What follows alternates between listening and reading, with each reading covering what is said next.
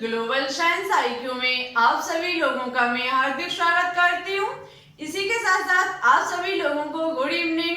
तो जैसा कि आप सभी लोगों को पता है, हम इवनिंग में 8 बजे के समथिंग एक 500 क्वेश्चंस की सीरीज चला रहे हैं, जिसके ये क्लास नंबर 36 है, जिसमें आज हम आपके लिए एनसीईआरटी केमिस्ट्री से लिए हुए टॉप क्वेश्चंस लेकर के आई हूँ, टॉप एमसीक्यू लेकर के आई हूँ, जो कि आपके एग्जाम के लिए बहुत ही इंपॉर्टेंट क्वेश्चन है। तो आप सभी लोग आज की क्लास को बिल्कुल भी इसके मत करना, अंत तक देखना, क्योंकि आज के questions BSc nursing, CP net, VHU, paramedical exam 2021 के लिए वेरी वेरी इंपॉर्टेंट क्वेश्चन है। तो फिर टाइम न वेस्ट करते हुए चलिए बात करते हैं आज के फर्स्ट क्वेश्चन पर। उससे पहले यदि अभी तक आपने हमारे चैनल को सब्सक्राइब न किया हो तो प्लीज एक बार इसे सब्सक्राइब करके बेल आइकन को प्रेस कर लें और ऑल पर क्लिक कर लें। इससे होगा क्या, हम जब भी कोई वीडियो अपलोड करेंगे तुरंत आपके पास हमारी वीडियो का नोटिफिकेशन पहुंच जाएगा। तो देखते हैं आज के फर्स्ट क्वेश्चन को, नजर डालते हैं बोर्ड की तरफ। आज का फर्स्ट क्वेश्चन जो कि बहुत ही इंपॉर्टेंट क्वेश्चन है, थोड़ा घुमा के लिखा गया है कि किस उत्प्रेरक की उपस्थिति में असंतृप्त यौगिक हाइड्रोजन द्वारा अपचयित होकर संतृप्त यौगिक का निर्माण करते। वेरी वेरी इंपॉर्टेंट क्वेश्चन है ये आपके एग्जाम के लिए, और क्वेश्चन को थोड़े घुमा के लिखा गया है कि किस उत्प्रेरक की उपस्थिति में जो असंतृप्त यौगिक होते हैं वो हाइड्रोजन के द्वारा क्रिया करके या फिर हाइड्रोजन द्वारा अपचयित होकर के संतृप्त यौगिक का निर्माण करते हैं। कॉपर के द्वारा, आयरन के द्वारा, या फिर निकल के द्वारा, या फिर जिंक के द्वारा। तो याद रखना, असंतृप्त यौगिक जो होते हैं वो हमारे हाइड्रोजन द्वारा अपचयित होकर के जब संतृप्त यौगिक का निर्माण करते हैं, उस वक्त निकेल जो होता है वो उत्प्रेरक के रूप में भूमिका निभाता है। जैसे कि असंतृप्त कार्बन यौगिक के अंतर्गत आपको पता है डबल बॉन्ड और ट्रिपल बॉन्ड वाले यौगिक आएंगे, जबकि संतृप्त यौगिक के अंतर्गत सिंगल बॉन्ड वाले यौगिक आएंगे। हम ले सकते हैं इसकी जगह कोई भी असंतृप्त यौगिक, जैसे कि हमारा C2H4 हुआ, जो कि एथिलीन है। आपको पता है ये एथिलीन का फॉर्मूला होता है। इसको हम जब हाइड्रोजन के द्वारा अपचयित करेंगे और उत्प्रेरक के रूप में जो भूमिका निभाएगा वो हमारा क्या होगा, निकेल। ठीक है, बनके तैयार यहाँ से होगा C2H6, जो कि होता है एथेन और एक संतृप्त यौगिक भी है। ये हमारा एल्केन का सेकंड सदस्य है, ये एक संतृप्त यौगिक है। ठीक है, तो असंतृप्त यौगिक की जब हाइड्रोजन गैस द्वारा अपचयित किया जाता है निकेल उत्प्रेरक की उपस्थिति में, तब संतृप्त यौगिक का निर्माण होता है। ठीक है, देखो उत्प्रेरक चैप्टर आपके एग्जाम के लिए बहुत ही इंपॉर्टेंट है। बहुत ही जल्द हम उत्प्रेरक चैप्टर को स्टार्ट करेंगे। हो सकता है कि जब आपका ये केमिकल बॉन्डिंग टॉपिक समाप्ति की तरफ है, फिनिश होने की तरफ है, बहुत ही होंगे तो 1-2 वीडियो और इसकी आ सकती है ना, आपका फिनिश ही हो चुका है। ठीक है, इसके बाद यदि आपकी इच्छा हुई तो आप बता देना कमेंट बॉक्स में कि आपको किस चैप्टर की इच्छा है। आप उत्प्रेरक चैप्टर को पढ़ना चाहते हैं, ऊष्मागतिकी को पढ़ना चाहते हैं, या फिर कोई अन्य चैप्टर आप पढ़ना चाहते हैं। ठीक है, या फिर आप ऑर्गेनिक केमिस्ट्री को स्टार्ट कराना चाहते हैं। जैसा आप बोलोगे हम वैसा ही करेंगे, क्योंकि ये आपके लिए, हम जो कुछ भी करते हैं वो आपके लिए करते हैं। तो आप जो जिसमें इंटरेस्ट रखना चाहो, इस वक्त आपको ऊष्मागतिकी चैप्टर चाहिए, उत्प्रेरक चाहिए, या फिर ऑर्गेनिक केमिस्ट्री चाहिए। ठीक है, कौन सा आपको टॉपिक चैप्टर चाहिए वो आप कमेंट बॉक्स में कमेंट करके बता देना, हम उसी टॉपिक पर केमिकल बॉन्डिंग के बाद चर्चा करेंगे। नेक्स्ट क्वेश्चन है 10, 18, 36, 54, 86 परमाणु क्रमांक वाले सभी तत्व होते हैं। यहाँ पर परमाणु क्रमांक कुछ एलिमेंट के दिए गए 10, 18, 36, 54, 86।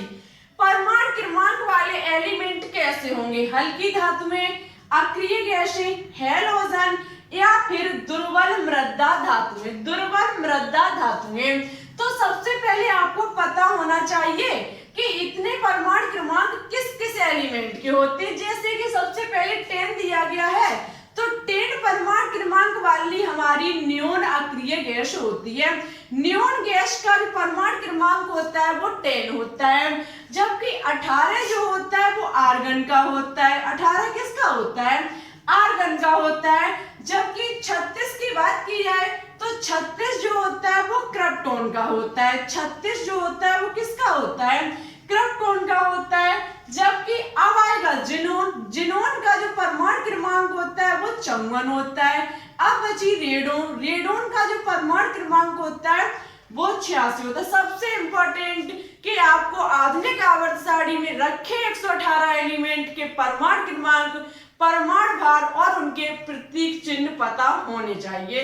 जब तक ये आपको नहीं आएगा, सबसे S block, P block, D block, ये एलिमेंट से बनने वाले क्वेश्चंस को आप सॉल्व नहीं कर पाएंगे। ठीक है, तो सबसे पहले आपको आधुनिक आवर्त सारणी में रखे सभी एलिमेंट के परमाणु क्रमांक और परमाणु भार को याद जरूर कर लें। अब यहाँ पर आप देख सकते हैं 10 नियोन का है, 18 आर्गन का है, 36 क्रिप्टॉन का है, जिनोन का 54 है, रेडोन का 86 है।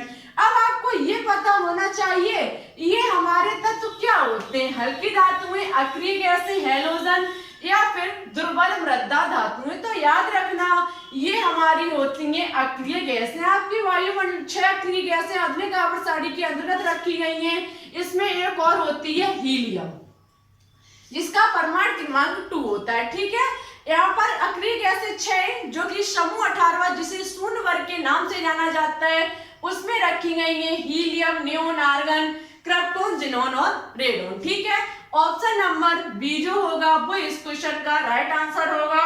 नेक्स्ट क्वेश्चन है कि आवर्त सारणी में फ्लोरीन समूह में नीचे जाने पर, आवर्त सारणी में फ्लोरीन समूह में नीचे जाने पर क्रियाशीलता बढ़ेगी, विद्युतात्मकता बढ़ेगी, आयनिक त्रिज्या बढ़ेगी या फिर आयनन विभव बढ़ेगा। फ्लोरीन आपको पता है हैलोजन परिवार का एलिमेंट है। फ्लोरीन के बाद क्लोरीन आती है, उसके बाद ब्रोमीन आती है, उसके बाद आयोडीन आती है। ठीक है, तो यहाँ पर फ्लोरीन में जब हम समूह में नीचे ऊपर से नीचे की तरफ जाएंगे तो याद रखना आयनिक त्रिज्या बढ़ेगी। किसी भी समूह में ऊपर से नीचे जाने पर आयनिक त्रिज्या में क्या होती है? बढ़ोतरी होती है। ऑप्शन नंबर सी जो होगा वो इस क्वेश्चन का राइट आंसर होगा। नेक्स्ट क्वेश्चन है टेट्रासाइनोएथिलीन में कितने सिग्मा तथा पाई बंध होंगे? टेट्रासाइनोएथिलीन में कितने सिग्मा और पाई आबंध होंगे? इसका आंसर आपको हमारे कमेंट बॉक्स में देना होगा। देखते हैं कितने स्टूडेंट इस क्वेश्चन का आंसर सही और अच्छे से देते हैं। यदि आपने इस क्वेश्चन का आंसर दे लिया तो हम मान जाएंगे कि आपका सिग्मा और पाई आबंध वाला चैप्टर बिल्कुल क्लियर है। ठीक है, तो आप इनकी स्क्रीनशॉट लेना चाहते तो ले सकते हैं। चलिए बात करते हैं नेक्स्ट क्वेश्चन पर। चलिए बात करते हैं नेक्स्ट क्वेश्चन पर। नेक्स्ट क्वेश्चन है कि NH4+ कैसा बंध होगा? NH4 में बनने वाला बंध कैसा होगा, किस प्रकार का होगा? सही संयोजी बंध, उप सही संयोजी बंध या फिर ए बी दोनों या फिर इनमें से कोई नहीं? तो देखो NH4+ की बात की जाए तो NH4 में दोनों प्रकार का बंध होगा। कैसे होगा देखना, हम आपको यहाँ पर समझाते हैं। जैसे कि आपका पता है इसमें केंद्रीय धातु परमाणु हमारा नाइट्रोजन होगा। नाइट्रोजन के बाह्यतम कक्ष में कितने इलेक्ट्रॉन पाए जाते हैं? 5 इलेक्ट्रॉन, जिसमें एक हमारा लोन पेयर होता है और 3 हमारे अनपेयर होते हैं। एक का जोड़ा बनेगा और 3 हमारे कैसे होंगे? अयुग्मित इलेक्ट्रॉन होंगे। ठीक है, अब यहाँ पर क्या होगा, ऐसे हम लगा देते हैं। ठीक है, यहाँ पर ये हमारे युग्मित है और 3 हमारे अयुग्मित है और एक हमारा युग्मित जोड़ा है। यहाँ पर 4 हाइड्रोजन है। 4 हाइड्रोजन में 3 तो हमारे यहाँ पर लग जाएंगी, 3 हाइड्रोजन तो हमारे यहाँ लग जाएंगी, लेकिन चौथी हाइड्रोजन जो होगी उस पर चढ़ा है प्लस चार्ज। प्लस चार्ज का मतलब क्या है कि हाइड्रोजन के पास कोई भी इलेक्ट्रॉन नहीं है। वैसे हाइड्रोजन के पास एक इलेक्ट्रॉन होता है, लेकिन प्लस चार्ज कब बनाएगा? जब ये इलेक्ट्रॉनों का दान करेगा। तो इसने अपने में से एक इलेक्ट्रॉन था वो वो भी दान कर दिया। जब इसने वो भी दान कर दिया तो इस पर हो गया शून्य। अब इसे चाहिए अक्रिय गैस के समान स्थायी होना है। तो आपको पता है हाइड्रोजन जो होती है वो हीलियम अक्रिय गैस के समान स्थायी विन्यास ग्रहण करना चाहती है। मींस इसे कहीं से 2 इलेक्ट्रॉन मिल जाए तो ये इससे करेगा दोस्ती, और ये नाइट्रोजन क्या होगा कि युग्मन होगा। यहाँ पर 2 इलेक्ट्रॉनों का क्या होगा, युग्मन। यहाँ पर 2 इलेक्ट्रॉनों की होगी साझेदारी। बनने वाला बॉन्ड जो होगा वो कौन सा होगा, उपसहसंयोजी बॉन्ड। उपसहसंयोजक यहाँ पर बॉन्ड होगा। ठीक है, अब इस प्रकार तो हमारा उपसहसंयोजक बॉन्ड हो गया, लेकिन सहसंयोजी बॉन्ड कैसे होगा तो देखना इस पर क्या होगा। यहाँ पर प्लस चार्ज है, यहाँ पर ये प्लस चार्ज है, ये क्या करेगा, इसका एक इलेक्ट्रॉन लेगा, ये एक इलेक्ट्रॉन देगा। इलेक्ट्रॉन माइनस होता है, इस पर है प्लस चार्ज, ये कैसा हो जाएगा, प्लस माइनस उदासीन। जब ये उदासीन हो जाएगा तो इसका एक इलेक्ट्रॉन चला गया, इसका भी, तो ये क्या करेगा, इस इलेक्ट्रॉनों के साथ साझेदारी कर लेगा, नाइट्रोजन पर प्लस चार्ज आ जाएगा और बनने वाला बॉन्ड कैसा होगा, सहसंयोजी बॉन्ड। ठीक है, इस प्रकार से NH4 में दोनों प्रकार का बॉन्ड होता है, उपसहसंयोजी बॉन्ड और सहसंयोजी बॉन्ड, दोनों प्रकार का बॉन्ड पाया जाता है। ठीक है, NH4+ में। नेक्स्ट पॉइंट है, नेक्स्ट क्वेश्चन है, लीड लार उत्प्रेरक है, लीड लार उत्प्रेरक है, PD sulphur, PD PdCl2, PT PdCl4, P2 PD CH3 COO का whole twice PB। Whole twice नहीं होगा यहाँ पर, ये 2 जो होगा वो यहाँ पर होगा। ठीक है, CH3 COO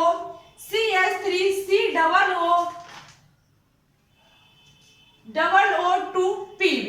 तो याद रखना जो लीड लार उत्प्रेरक होता है वो हमारा PD CH3 COO 2PB होता है। ठीक है, इंपॉर्टेंट क्वेश्चन है। जो आपका लीड लार होता है, उत्प्रेरक जो होता है वो हमारा PD CH3 COO 2PB होता है। ठीक है, नेक्स्ट क्वेश्चन है, एथिलीन से एथिलीन डाइब्रोमाइड बनाने में किस उत्प्रेरक का प्रयोग किया जाता है। एथिलीन से एथिलीन डाइब्रोमाइड, देखो एथिलीन से हम एथिलीन डाइब्रोमाइड को प्राप्त करेंगे तो एथिलीन जो होगी, एथिलीन का आपको फॉर्मूला पता होगा। एथिलीन का फॉर्मूला होता है CH2 डबल बॉन्ड CH2। ये क्रिया करेगा ब्रोमीन के साथ, किसके साथ क्रिया करेगा, ब्रोमीन के साथ। और यहाँ पर जो उत्प्रेरक की भूमिका निभाएगा वो हमारा कार्बन डाई, यहाँ पर जो उत्प्रेरक की भूमिका निभाएगा वो CCl4 होगा, कार्बन टेट्राक्लोराइड। कार्बन टेट्राक्लोराइड यहाँ उत्प्रेरक के रूप में भूमिका निभाएगा और बनके तैयार हो जाएगा CH2 single bond CH2 single bond Br single bond Br। ये हमारा क्या होगा, एथिलीन डाइब्रोमाइड। ठीक है, इस प्रकार से जब एथिलीन ब्रोमीन के साथ क्रिया करती है कार्बन टेट्राक्लोराइड की उपस्थिति में, तब बनके तैयार होता है क्या, हमारा एथिलीन डाइब्रोमाइड। ठीक है, नेक्स्ट क्वेश्चन है, दांतों को बनाने वाले इनेमल का सूत्र लिखिए। दांतों को बनाने वाले इनेमल का सूत्र लिखिए। Ca5PO4 का whole thrice into OH, CaSO4 NH4Cl PCl4। तो याद रखना दांतों को बनाने वाले इनेमल, आपको पता होगा दांतों पर चढ़ा होता है इनेमल कवर, उसका जो फॉर्मूला होता है वो Ca5PO4 का होल थ्राइस इनटू OH होता है। ठीक है, Ca5PO4 का होल थ्राइस इनटू OH होता है। इसका ऑप्शन नंबर ए जो होगा वो राइट आंसर होता है। चलिए फिर देखते हैं नेक्स्ट क्वेश्चन को। नेक्स्ट क्वेश्चन है, डाइजीन है, डाइजीन है पीड़ाहारी, पूतरोधी, प्रतिअम्ल या फिर प्रतिस्टेमी। तो याद रखना डाइजीन जो होता है वो एक प्रतिअम्ल होता है। डाइजीन जो होता है वो आमाशय में उत्पन्न अधिक अम्ल, आमाशय में उत्पन्न अधिक अम्ल के प्रभाव को समाप्त करके पीड़ा से बचाती है। जो प्रतिअम्ल होता है वो आमाशय में उत्पन्न जो हमारा अधिक अम्ल होता है। जैसे कि आमाशय से जो अम्ल निकलता है वो अधिक मात्रा में यदि निकल रहा है तो उसको समाप्त करके हमें पीड़ा से बचाता है कौन? डाइजीन। डाइजीन जो होती है वो एक प्रति अम्ल होती है जो हमें पीड़ा से बचाती है आमाशय से निकलने वाले अधिक अम्ल को समाप्त करके। ठीक है, तो ऑप्शन नंबर सी जो होगा वो इस क्वेश्चन का राइट आंसर होगा। आज का नेक्स्ट और लास्ट क्वेश्चन है। आज हम आपके लिए कुछ ज्यादा क्वेश्चंस नहीं लेकर के आ पाए, लेकिन अब हम आपको नेक्स्ट क्लास में ज्यादा से ज्यादा क्वेश्चंस देने की कोशिश करूंगी। ठीक है, देखो निम्नलिखित में से कौन सा सूत्र एल्केन को प्रदर्शित करता है? निम्न में से कौन सा सूत्र एल्केन को प्रदर्शित करता है? एल्केन को यदि आपको निकालना है तो सबसे पहले आपको एल्केन का फॉर्मूला पता होना चाहिए। एल्केन का फॉर्मूला होता है CnH2n+K2। इसमें आप रखते जाइए और देखते जाइए कि कौन सा ऑप्शन इस क्वेश्चन का राइट होगा। जैसे कि यहाँ पर कार्बन परमाणुओं की संख्या 10 है, हम 10 को रखेंगे 10, उसके बाद n बराबर क्या है यहाँ पर 10 इंटू 10+K2। एल्केन का हम सदस्य निकाल रहे हैं संख्या 10 को रख करके, जैसे कि फर्स्ट हमें दिया गया है C10H20। क्या ये सही है एल्केन के लिए? हम एल्केन के फॉर्मूले को लगाएंगे, उसमें n बराबर 10 रखेंगे, कार्बन परमाणुओं की संख्या को रखेंगे, तो यहाँ पर निकल के आएगा कार्बन संख्या 10 के लिए C10H22। समझ जाइए ये हमारा इस क्वेश्चन का आंसर राइट नहीं होगा। इसको देखते हैं, यहाँ कार्बन परमाणुओं की संख्या 7 है, n बराबर 7, n 7 रखेंगे 2 इंटू 7+K2। C 7 7 14, 14 और 2 कितने होते हैं 16।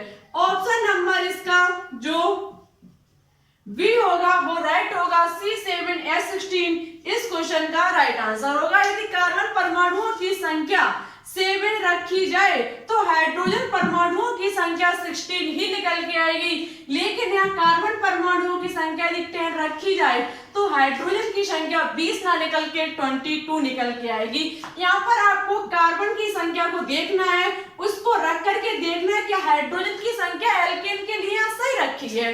बस इसी प्रकार से आप क्वेश्चन को सॉल्व करते जाइए। तो आज के लिए बस इतना ही। जो हमने आपको एक क्वेश्चन होमवर्क में दिया उसका आंसर कमेंट बॉक्स में जरूर दें। जो स्टूडेंट सही और अच्छे से देंगे नेक्स्ट क्लास में उनका नाम हम जरूर लेकर के आऊंगी। सबसे पहले जो हमने पिछली क्लास 35 नंबर जो क्लास थी उसमें क्वेश्चन दिया था उसका आंसर राइट दिया हिमांशी, अर्जुन वर्मा पैथोलॉजी, डॉक्टर शिवू और सीता जाट। इन स्टूडेंट ने बिल्कुल सही और अच्छे से दिया। Thank you. आप ऐसे ही लगातार कोशिश करते रहिए, आपका सिलेक्शन जरूर हो जाएगा। और यदि आपको आज की क्लास अच्छी लगे, पसंद आए तो प्लीज इसे लाइक एंड दोस्तों के साथ शेयर करना बिल्कुल भी ना भूलें। हमारे चैनल पर न्यू हो तो प्लीज इसे सब्सक्राइब करके बेल आइकन को प्रेस ऑल पर क्लिक कर ले, जिससे कि हमारी आने वाली वीडियो के नोटिफिकेशन आप तक आसानी से पहुंच सके। तो आज के लिए बस इतना ही, चलते हैं। Thanks for watching this video. जय हिंद, जय भारत।